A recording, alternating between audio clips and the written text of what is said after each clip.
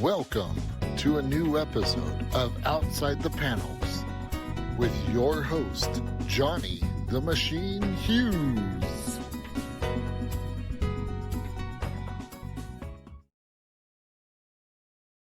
Welcome everyone to an episode of Outside the Panels. I'm your host, Johnny the Machine Hughes. And if you thought thieves and art thieves were no cooler than Catwoman, well, I have got news for you. Not only have I got a cool thief going on, I've got a cool creator and an absolutely fantastic Kickstarter to talk about. Without further ado, time zones be damned. I am talking to the fantastic Chris Baldie. Chris, so glad we didn't have to worry about time zones, my friend. It's a pleasure to be here. Excellent, man. How's it going? It's going great, thanks. Cool. It's been a busy week of constantly pitching a Kickstarter to everyone, but you know. Wait. What's this pitching to everyone? You mean I wasn't your first call? No, you're my first interview and my first ever YouTube as well. So excellent. We shall make this a memorable experience. Excellent.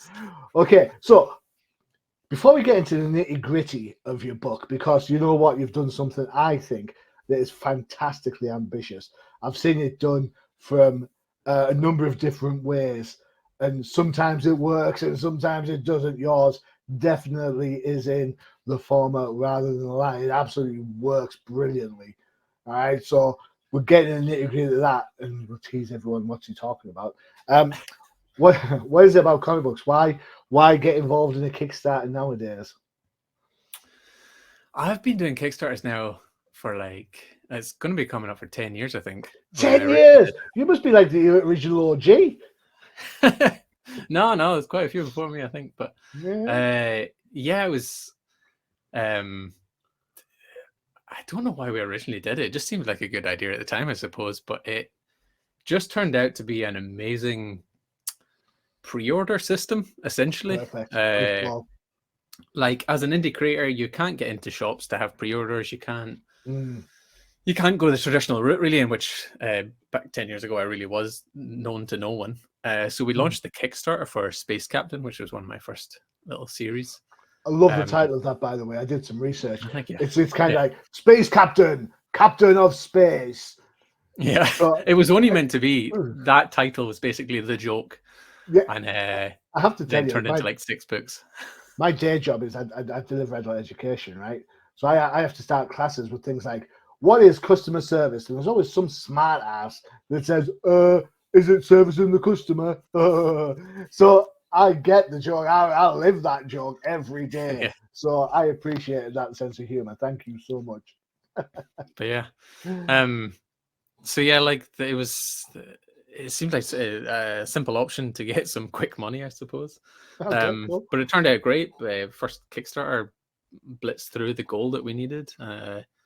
And then essentially cements a base that you can just kind of go back to every single time.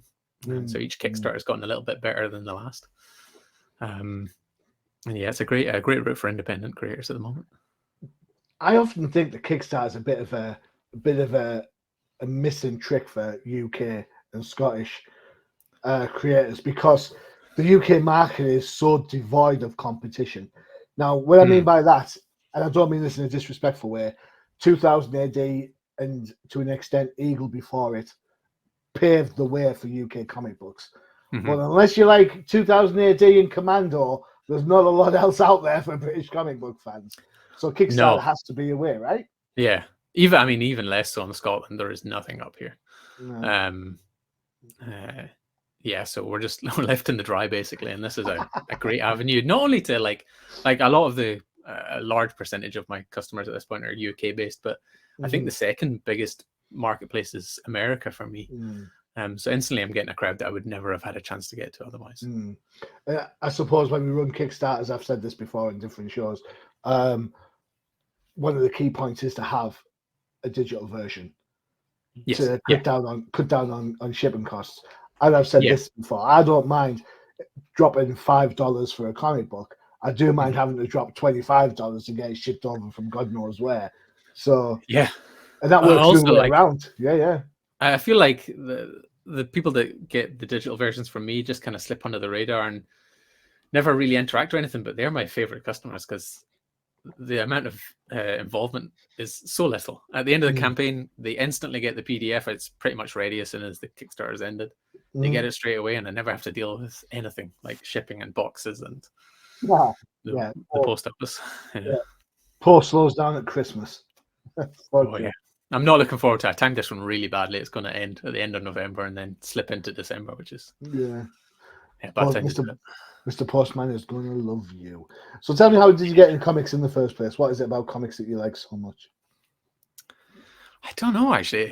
I knew this question was coming, so I've been trying to prep it. Oh, I'm really so sorry to be so traditional. Yeah, I don't know why I started them. I definitely started them in uni, which would have been 2006, 7-ish. And I loved webcomics at the time. I didn't really read actual mainstream comics because I'm from a really small town in Scotland. There was no comic book shops. So most of what I read was online.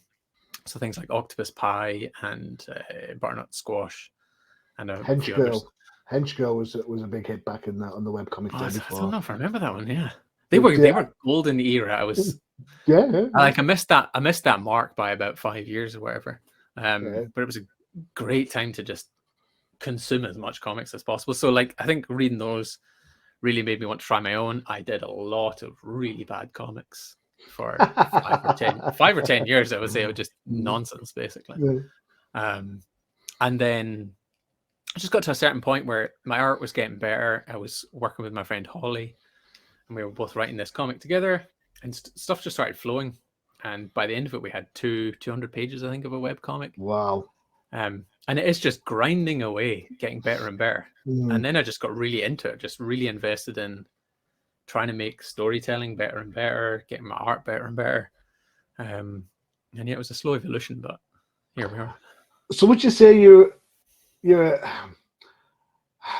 I'm going to ask this question. I'll preface it right now. I don't mean any insult to any one of these groups of people.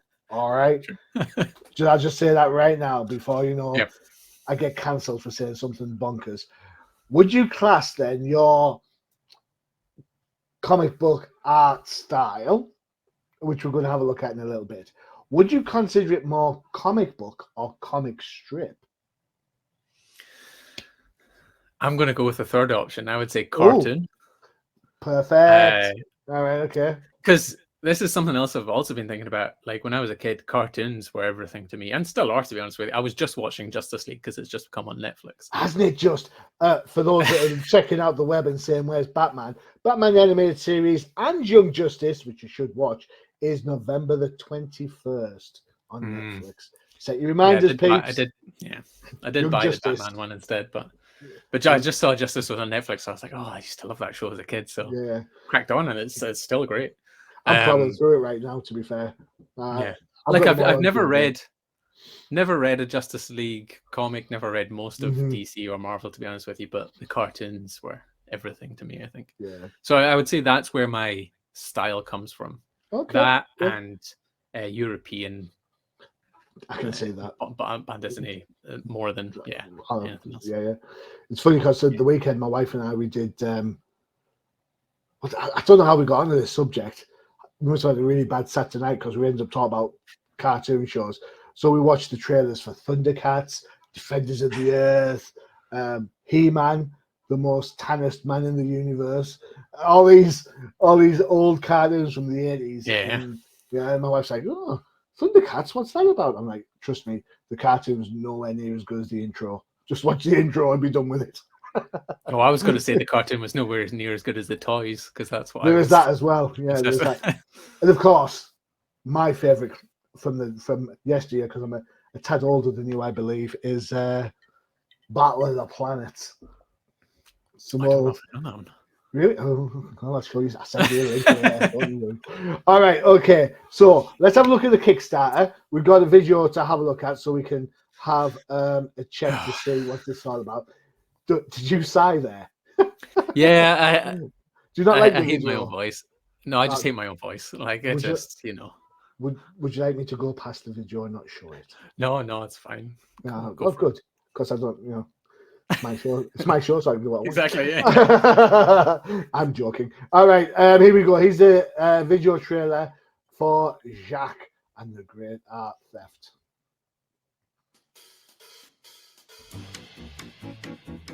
Welcome to Chris Baldie Presents Jacques. I'm Chris Baldie, and this is Jacques. Jacques and the Great Art Theft is a standalone comic with 51 pages of thrilling story and printed in a luxuriously large 180 by 254mm format. The story itself documents Paris's numero uno cat burglar as he attempts to both break and enter one of Paris's most highfalutin museums. The comic is almost entirely dialogue-free, yet I've put myself down as both artist and writer in the book, while I've employed the skills of an actual talented Frenchman by the name of Adrian Bloch to colour the whole darn thing. What's on offer for the Kickstarter is both digital and physical copies of the book, and even an extra physical version that comes in hardback.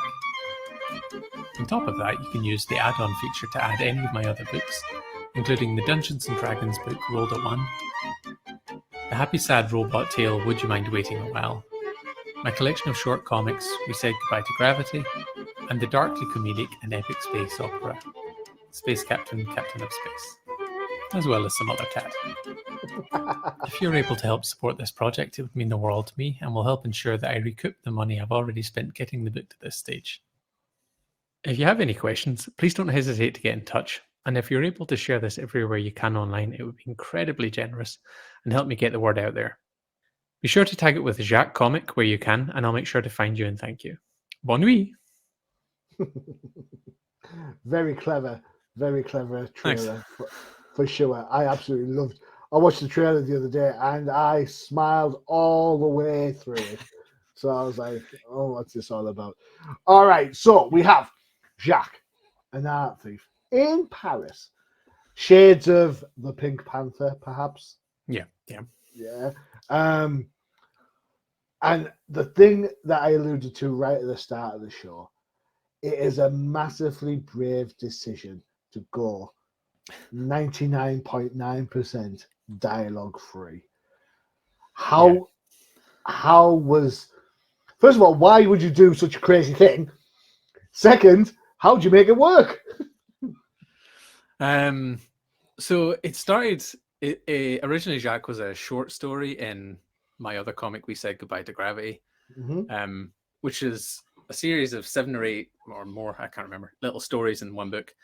And each story that I was doing, I was trying to do something different. So I was either trying to change my art style or change my narrative style or change something or just work, trying to be creative during the lockdown because I was bored out of my mind. So every story was slightly different. And when I got to the Jacques one, I was like, well, I'll try and do 0 dialogue. It's only 6 pages and it's kind of action, so you can get away with it.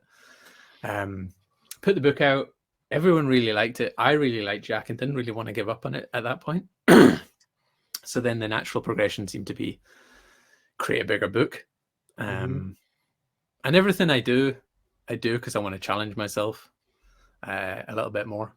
And yeah, doing a dialogue-free one seemed to be a challenge, a fun challenge. I don't know if it was fun. It was a challenge. At least you have to learn French.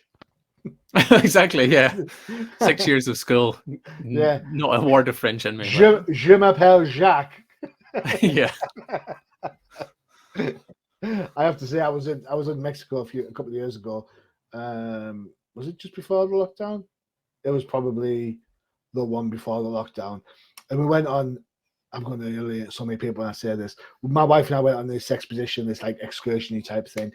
And boats packed full of Mexican people, a French couple, a couple of French couples, and me and my wife were the only English speaking.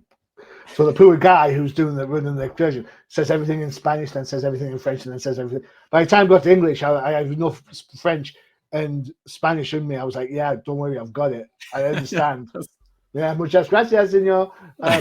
But at the end of the day, when we were waiting for our various pickups and stuff, I tried cracking on to the French guy. And it's like, "Parlez-vous anglais?" He was like, "No, français."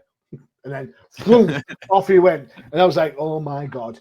And in my head, I'm thinking, I know 4 things. I know my name is, I live at, what time is it, and where is the post office? And I'm thinking, which one of these can I get away with? Yeah. Word to the wise, none of them. None of No, them. I can say go across the street, which is Traversy La Rue, and that's about the only phrase I know. I don't know why I know it either. Yeah. Fair enough. Yeah, the things that stick with us. Yeah. When we talk about action, and we go with no dialogue, the emphasis has to be on the art to kind of portray the emotions. You've gone for a cartoon style, which you mentioned earlier. So that means the faces tend to have to be super expressive to kind of get that across. Yeah. And then the action itself isn't just action, it's practically slapstick. So Yes. you mentioned Pink Panther as a possible influence. What other influences in there to kind of like capture that kind of over exaggerated facial expression, and of course the slapstick that needs to happen?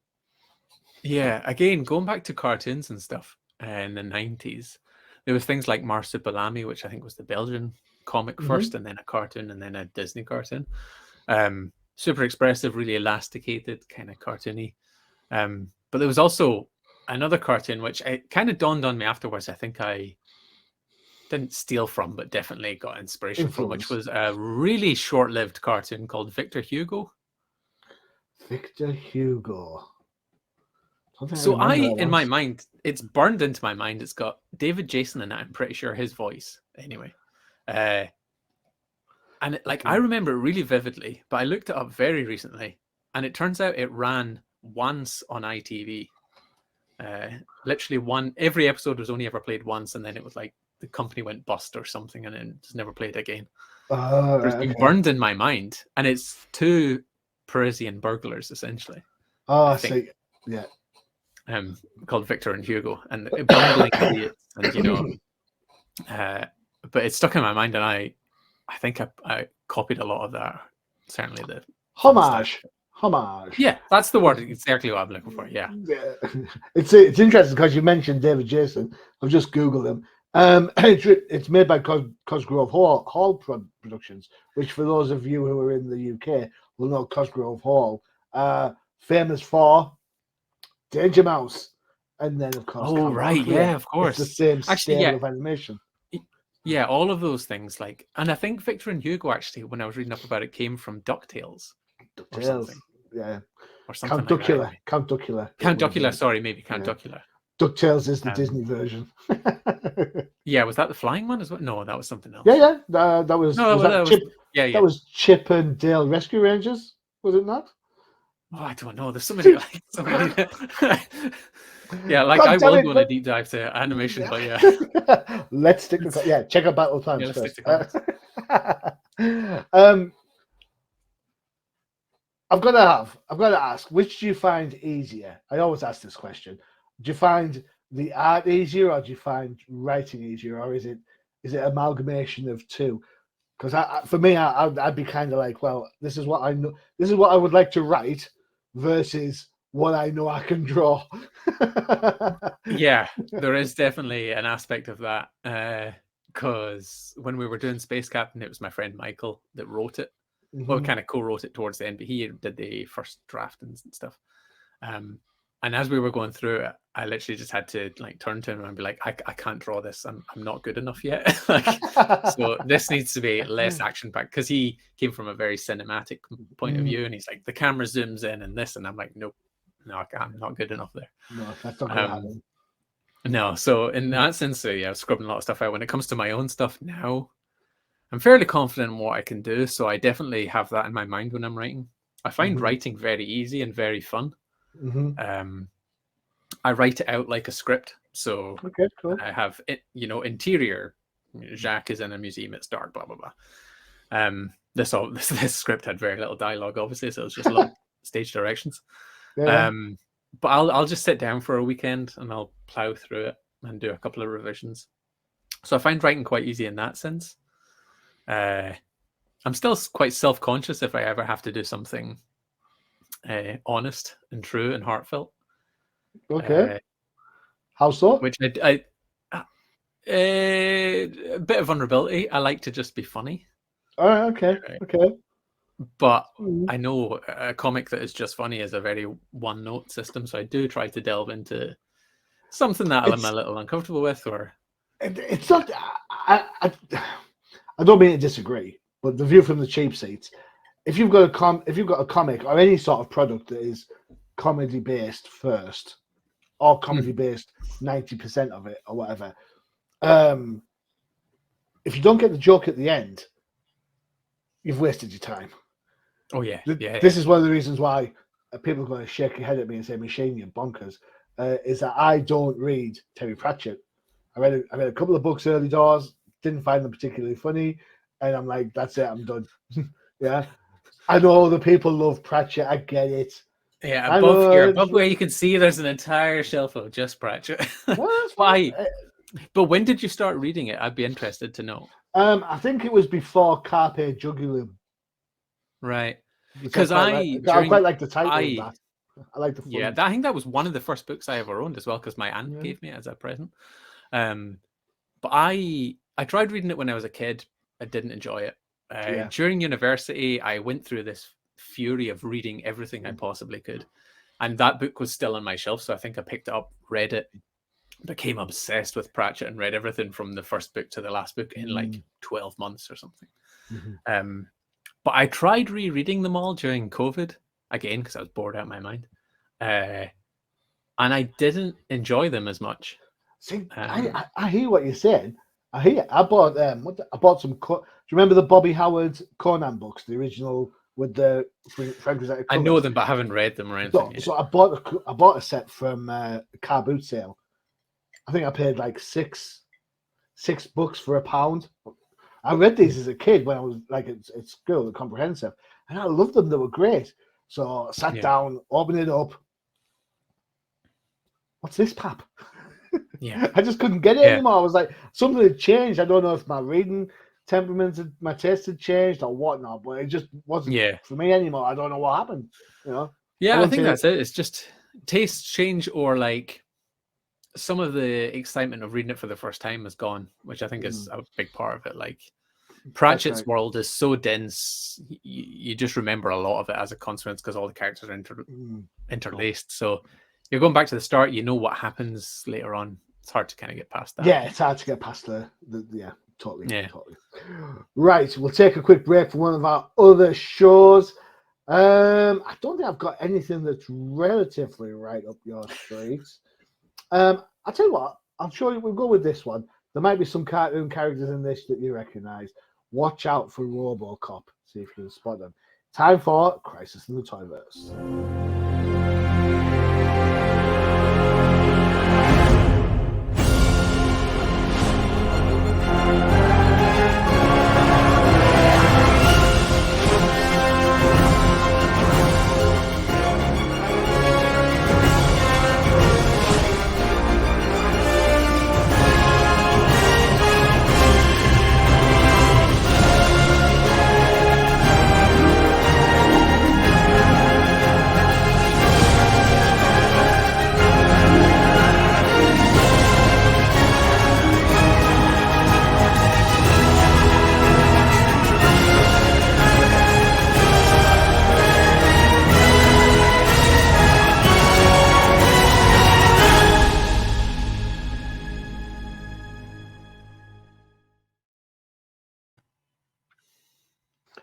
There you have it, Crisis in the Toyverse. Yes, Bobo opens the figures. Yes, Bobo plays with the toys. Don't send me the hate. Thank you. A couple of new episodes have dropped this week. Go check that out. Great show. Much fun. Did you spot RoboCop? I didn't know. I won't tell you where he is then. I'm awful. Pages wise, you can see we've got a couple of pages showing up on here. Apologies for the smallness of the image there. Colors look gorgeous, vivid. The cartoony kind of slapstick, exaggerated look is in place there. I'm assuming, I checked this before we started, of course, this is aimed at an all ages type of audience. Yeah, absolutely. Yeah, there's no drugs, no violence towards any people, just himself more than anything. It's just the storyline. Like we kind of aimed it, or we said in the bio, I think that it's teen plus. Okay. Purely just because there's a slight storyline and a slightly emotional storyline, but good. Kids would probably still get it, and they'll certainly enjoy the actual artwork, I think. I hope. Well, I enjoy this, and I think these are the types of books that kind of sit well where people can sit together and read them and look at it and enjoy it. And I would hope that if parents are buying this book and reading it with their kids, that they're going to explain the nuance of the humor on show, and the kids will then get to hopefully read onwards themselves and understand it themselves. Rather, I think that kind of is a massive plus. One of my favorite, I don't want to say cartoonist, one of my favorite comic strip guys, Bill Watson, Calvin and Hobbes. Of course. Yeah. Who doesn't love Calvin and Hobbes, right? Maybe are you a Calvin fan? Oh yeah. Oh, hang on. Right here. Oh yeah, there's some, yeah. I mean, who isn't? Like, he's undeniably incredible. Like, it comes from there's a whole raft. I don't know what it was about that era, because you had Peanuts, Garfield, you've got Calvin and Hobbes. Someone recently showed me Gasoline Alley as well. Really? Excellent. Which I'd never heard of. Or no, I'd heard of, but I'd never read any of it. And they showed me some of the pages, and it is very much Bill Watterson, but before him. Like, I think Watterson took some inspiration from it. It's beautiful, a really beautiful comic. I suppose when we talk about Calvin and Hobbes, it's easy to get caught up in the whole Calvin Hobbes, the dynamic between the two. But the reason I bring it up is that exaggerated kind of comedic element that happens in Shaq reminds me very much of Spaceman Spiff. Of course, some of the other way out characters that he ends up like. What's his superhero called? Stupendous Man. There you go. I mean, that is if Stupendous Man is not the absolute biggest Mickey take of a superhero, and his arch nemesis, Mom Lady. It's just all these things just kind of gather steam. Is this something that you're hoping for Jacques to kind of have that impact where this is one escapade, this is one art theft? We're not saying if it's successful or not by the book, and then next time around it could be the crown jewels. Yeah, I do have other stories in mind if I ever do want to do another one. I would love to do a bigger series of them. But at the same time, I do like to, as previously mentioned, just try something new each time. But he is so fun to draw. Like, it's just a really fun style, and like as much as painstaking and literal injury-inducing it was to draw the Paris rooftops for 40 odd pages or whatever. It's incredibly like therapeutic to just sit there for an entire evening and draw one page of just rooftops. Well, I'll take your word for it. You just kind of get in the zone and you just chill out for a bit. It's nice. You're talking to the guy that can draw the character. I can doodle Spider-Man and Batman as much as the next person. Someone tells me put them on a gargoyle. Nope, that's not happening. What can I say? I'm not a professional like you, so there you go. That's my issue anyway. All right, let's have a look at the pledges.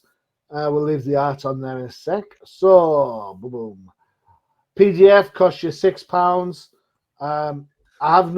This time around I have no dollar equivalent for anyone who's watching stateside, primarily because this is a British book, and I'm in Britain, I'm in England, so therefore there's no natural translation.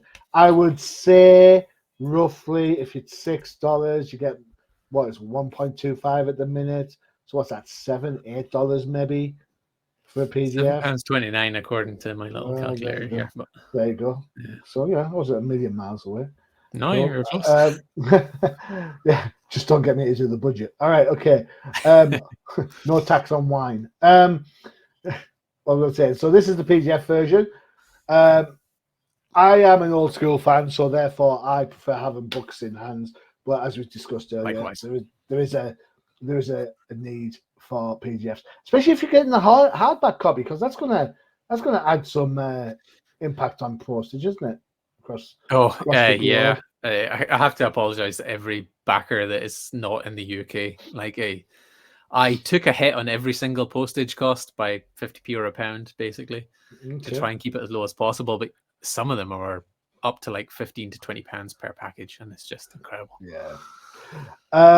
Physical copy gets you for £10. Ships anywhere in the world. Check out, look out for. Obviously, you mentioned the postage, which is fine. Cool. Yeah. Hardback edition is 20. Do you have? Will the book be available in shops, or is it Kickstarter only? Are you hoping to go in bookshops?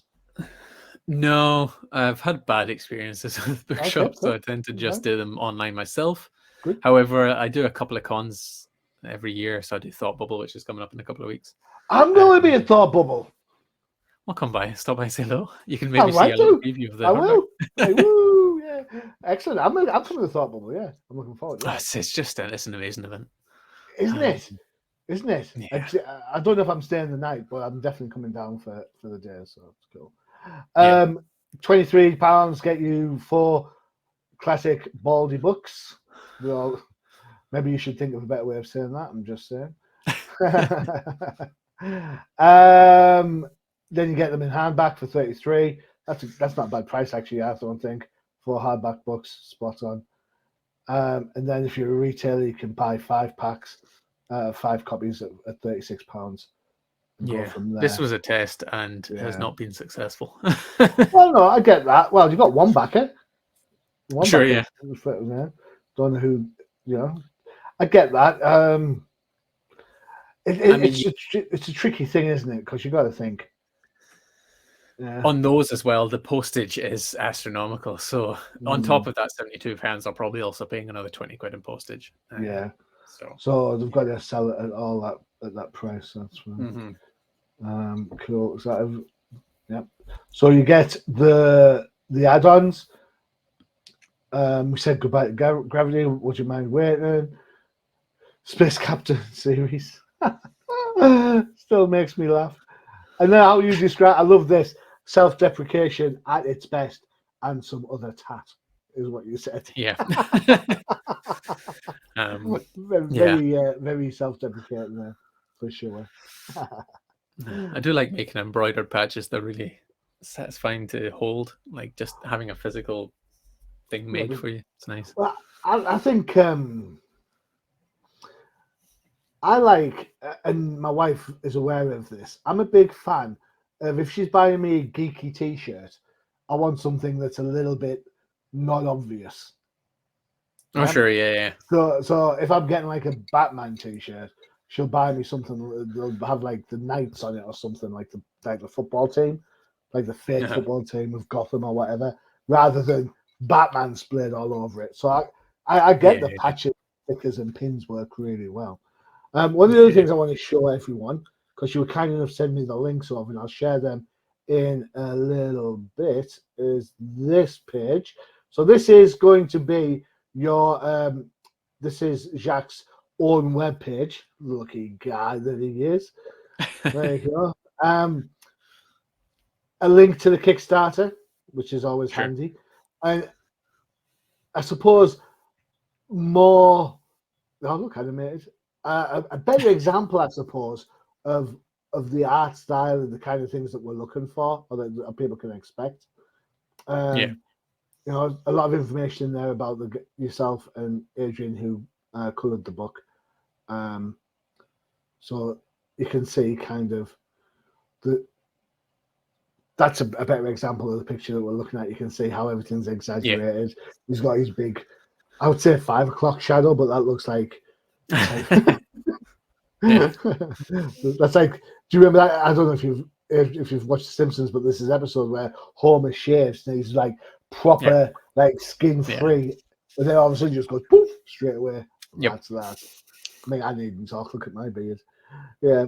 So that's there, and the contact details if you want to get in touch. Really handy there. You've done umpteen, as you mentioned, Kickstarters before. How hard is it nowadays on Kickstarter, because you are now becoming you are established as a comic creator, as a book creator, but there's also existing comic book creators out there, like like the big two creators out there putting stuff on Kickstarter. How hard is that then to try and compete with people like Jeff Johns and Scott Snyder? I even saw somewhere Dynamite Comics were putting something out, and I think Chris, I think absolutely nailed it bang on the head right at the start of the show, to be fair, when you turned around and said that Kickstarter is a great way to pre-order. So you only manufacture what you need or what you have to sell, right? You're not stuck with overstocks because you've got umpteen backers or 20 backers. You've got way more than that, by the way. So you only make $20. It's fine.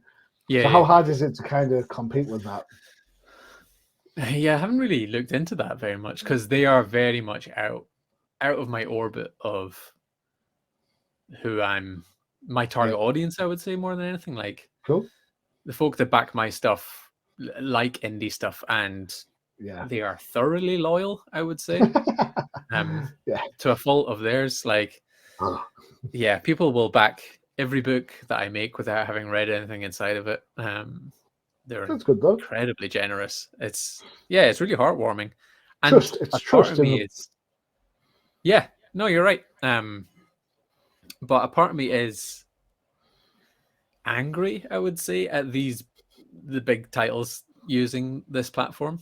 If they spent their own money, they wouldn't need to use it, but it's just a cheaper way of doing things. So part of me is angry about that.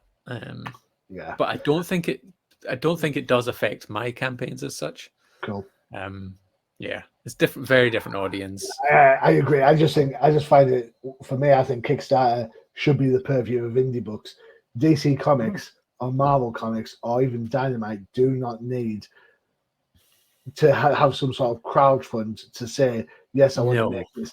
There's no, I swear to God, if you stick a bat sign on anything, people will buy the damn thing. And that's, I'm being quite narky about this, and I love Batman, but I don't buy every Batman product, because there's also like a larger conversation or argument to be had there that they should be spending all of the profits that they make on those films on the books, because without this history of books, there is none of these films and storylines.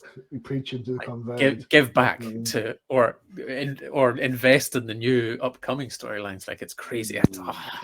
That's not going to happen. That's not going to happen. Why will that happen when they keep using comic books, like the mainstream comic books, as adverts for everything else?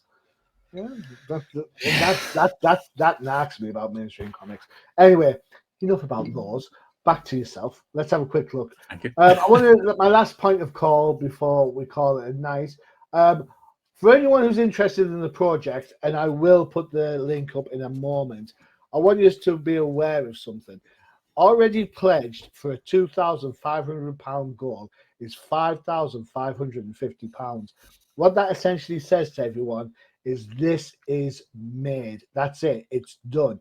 The more you pledge now, you get the bigger rewards. That's fine.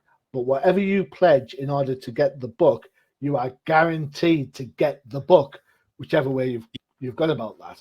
And on top of that, poor Chris is going to wham straight into Christmas postage. He's still got 22 days to go at the time of recording. So that's 3 weeks. So it's not going to end for another 3 weeks practically. That's payday again.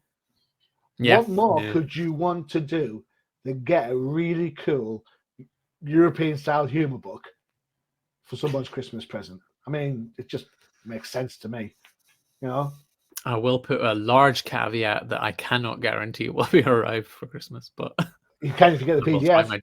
There you go. Oh, that's true. Yeah, they can get the PDF. Get the PDF for Christmas. Why? People get all sorts now, but all I'm saying that will be available on day 22. So there you go. So if you've got people who like this sort of stuff, who you think to yourself, I'm sick of them banging on about superhero stuff, I want them to look at something else, drop the £6, get the PDF, Send it across as a Christmas present. Jobs are good, and people can have a laugh at Christmas whilst they're opening up their Christmas stockings. Or there or thereabouts. Links. Where are we? Right. Okay. So, chrisbaldy.com. That's your website. Yep. I've looked at that, so you can pop contact questions on there and have a look and see what's available. We had a look at Jacques. I'm getting better at the pronouncing. A really fun energetic. I like the website on that one. And for everyone who wants to pledge on the project, that's the Kickstarter address. Yes, I know Kickstarter addresses are long, but guys and girls and people, you know how this works. It's got a Kickstarter. You type Jacques, and guess what happens? Simple. Yeah, I should have picked a name that wasn't quite so hard to spell, because every time I have to spell it out, I have to think. It's Jacqueus. But do that and Kickstarter, and you'll find the book. It's fine. It's à la française. That's what do you want? Sacre bleu, ménage à trois. That's type in Baldie Comics, and it'll eventually show up, I think. So. Oh, there you go. See, even better. Less typing to do. Chris, 60 seconds. Tell me why people should be backing Jacques and the Great Art Theft. If they don't, I'll cry a little. It's a great book for anyone that really enjoyed like Tintin or Asterix and Obelix, any European style comic, as you've mentioned. A really fun romp. All ages. I wasn't prepared for this question at all. It'll break your heart and hopefully make you smile a little bit. There we go. There you go. An expressive, slapstick, action-packed, non-dialogue version of a European comic with a cool character who's having plenty of fun. You never know, might even surprise you at the end. There you go. How's that sound? See, that's much better than what I said. Yeah. Maybe I should do this PR thing for a living. I don't know. Yeah, maybe sure. Yeah. Chris, you've been an absolute blast. Thank you so much for spending the time. It's been a pleasure. I know how busy you are with different things in your Kickstarters going on. So thank you so much. I really do appreciate you spending the time. No, I appreciate your time. And if you are at Thoughtful, please do stop by my table. I most certainly will. B11, I think, B12 in one of the halls. I don't know which one. Don't worry. I'm going to be there. I've got a list as long as my arm of people who've been on the show. I'm going to pop by every one of them and say, "Hey, it's me. Hello." And they'll go, "Yeah, who are you? Crazy British person." And I'll be like, "No, right." There's actually a list of there's like 4 or 5 of us all in a row. All of my friends, and they're all incredible. So there's like Becca, Amy, Will, Claire, who knows. Cool. Yeah. I will look forward to meeting you all. Excellent. Great. Cool. There you go, Chris and Jacques and the Great Art Theft. Don't forget to check out the UCPM for all your favourite shows. You saw the trailer for it earlier. It was Crisis in the Toyverse. And if you like your comics of a certain vintage, don't forget to check out the Old Timers Comic Book Show, where the hosts aren't old, but the comics most certainly are. Chris, thank you so much again. I really do appreciate it. All right. All right. I'll see you in a couple of weeks at Thoughtful. Yeah. I've been your host, Jeremy Hughes, and as always, adios. Visit undercovercapes.com for the latest and greatest podcasts via the Undercover Capes Podcast Network. Also visit our parent company website, comiccrusaders.com, all about comic pop culture.